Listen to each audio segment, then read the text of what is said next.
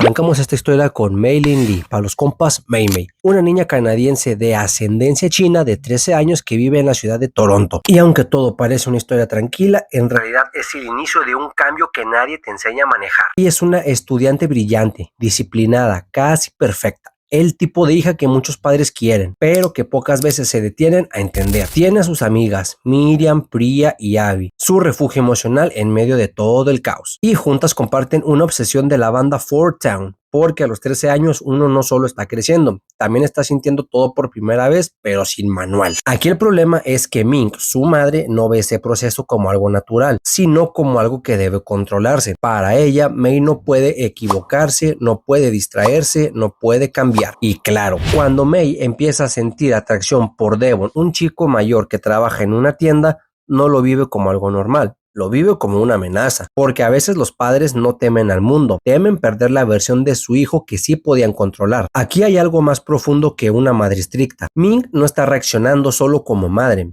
está reaccionando como hija, porque muchas veces la forma en que alguien cría no nace desde el amor consciente, sino desde las heridas no resueltas. Ming no intenta controlar a Mei porque quiera dañarla, lo hace porque así aprendió a sobrevivir emocionalmente. Para Ming el error no es una etapa, sino un riesgo de vergüenza, de rechazo y de romper con una imagen familiar que probablemente a ella también le exigieron mantener. Y es ahí donde aparece un patrón silencioso, generaciones enseñando a reprimir antes que entender. En la noche, Mei intenta hacer su tarea, pero termina dibujando al chico que le gusta. No es solo un dibujo, es una forma de expresar algo que no sabe decir. Cuando Ming lo descubre, no ve una emoción, ve un error.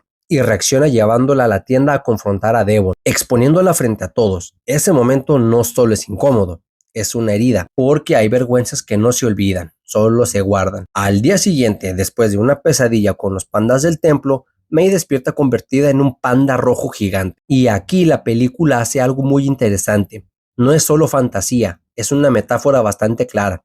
Su cuerpo cambia, sus emociones se desbordan, no sabe cómo controlarlo. Básicamente, la adolescencia entrando sin pedir permiso.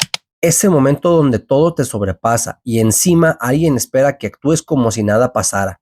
Y no lo dicen directamente, pero el paralelismo con el periodo es evidente.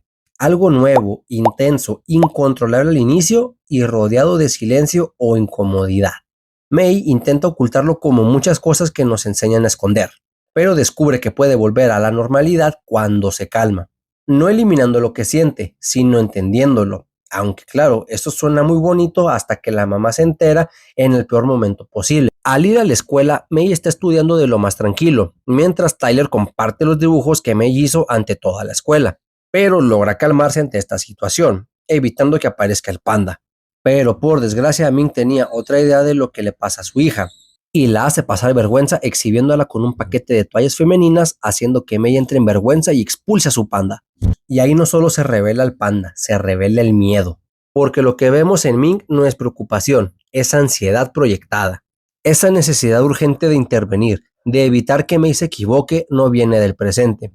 Viene de un pasado donde equivocarse probablemente tuvo consecuencias emocionales fuertes. Psicológicamente esto se conoce como proyección. Cuando un padre intenta evitar que su hijo viva lo que él mismo no pudo procesar, Ming no está viendo a Mei como es, está viendo todo lo que le teme que le pase. Sus padres le explican que es algo que viene de generaciones, desde su antepasada Son Ji, y que puede sellarse con un ritual de luna roja. Y aquí aparece una idea muy fuerte. La familia no busca comprender el cambio, busca contenerlo, hacerlo desaparecer, hacerlo aceptable, como si crecer tuviera que encajar con una versión cómoda para los demás. Y aquí entra un punto clave. En muchas familias el amor está condicionado a la obediencia. No porque no haya cariño, sino porque nunca se enseñó otra forma de vincularse. Ming intenta aislar a Mei hasta el ritual. Y es curioso, porque muchas veces cuando alguien cambia, la respuesta del entorno no es acompañar, es limitar. Pero cuando sus amigas la visitan para avisarle que su banda favorita estará en la ciudad, descubren su forma de panda. No reaccionan con miedo ni con rechazo, al contrario, la aceptan. Y Mei entiende algo clave. Cuando estás en un lugar donde no tienes que fingir, las emociones dejan de ser una amenaza.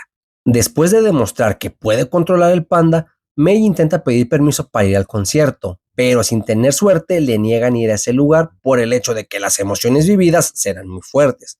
Ming le permite volver a su vida normal, aunque sin dejar de vigilarla, porque el problema no era el panda, era la idea de no poder controlarlo. Y entonces Mei hace lo que muchos hacen cuando no pueden ser escuchados, encuentra otra forma. Usa su panda para ganar dinero y se vuelve popular.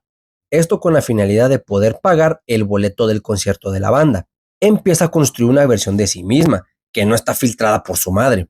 Incluso Tyler, quien antes la molestaba, empieza a verla diferente y le da una buena cantidad de dinero para que lleve al panda a su fiesta. Y sin otra alternativa para completar el dinero para los boletos, acceden. Todo se complica porque en el momento en que la abuela de Mei, o sea, la madre de Ming, llama para decir que ayudará con el ritual. Esto pone de nervios a Ming, como si un trauma fuera a regresar. La abuela de Mei no solo representa tradición, representa origen. Es el punto donde todo empezó. Y lo que vemos en Ming es el resultado de años de aprendizaje emocional, donde sentir demasiado no era seguro, donde ser diferente no era opción. Ming no está intentando destruir al panda, está intentando evitarle a Mei el mismo conflicto interno que ella nunca pudo resolver. Pero todo se vuelve a complicar, cuando por un error descubre que el concierto será el mismo día del ritual. Y aquí está el verdadero conflicto.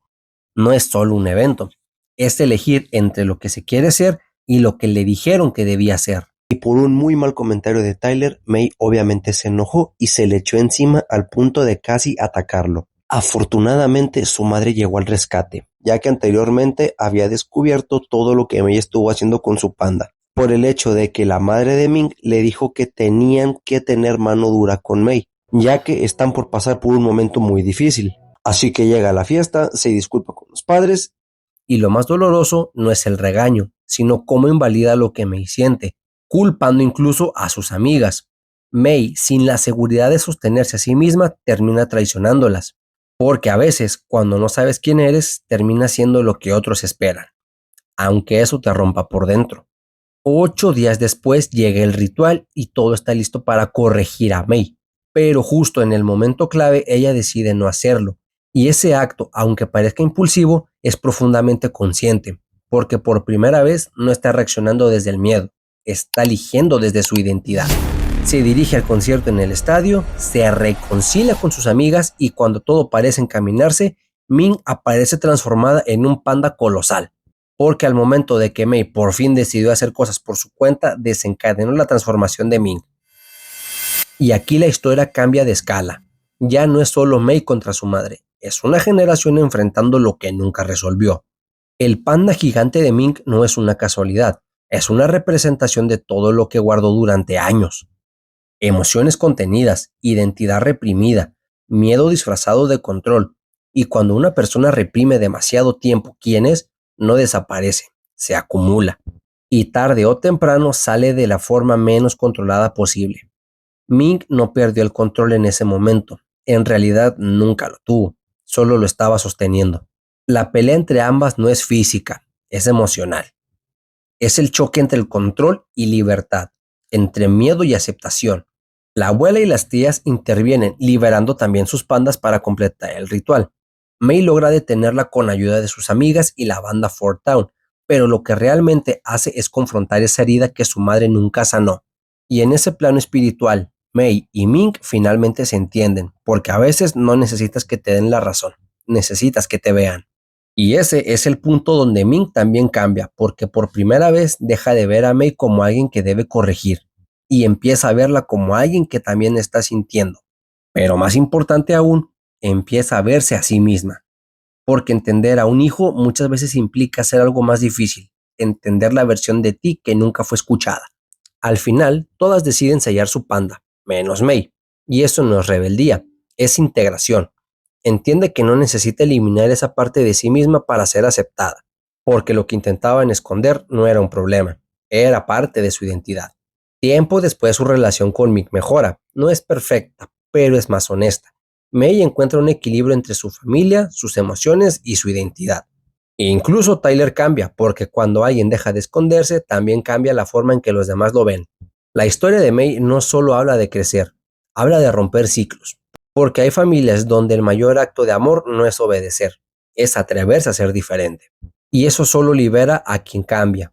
También le da una oportunidad a quien nunca pudo hacerlo. La reflexión es simple. Crecer no es volverte a alguien distinto para encajar. Es aceptar que vas a cambiar, que habrá momentos incómodos, intensos, incluso caóticos, como ese primer periodo que nadie te explica bien y solo te dicen es normal. Pero todo eso también forma parte de quién eres y que al final la verdadera madurez no está en controlar lo que sientes, sino en aprender a vivir con ello sin vergüenza.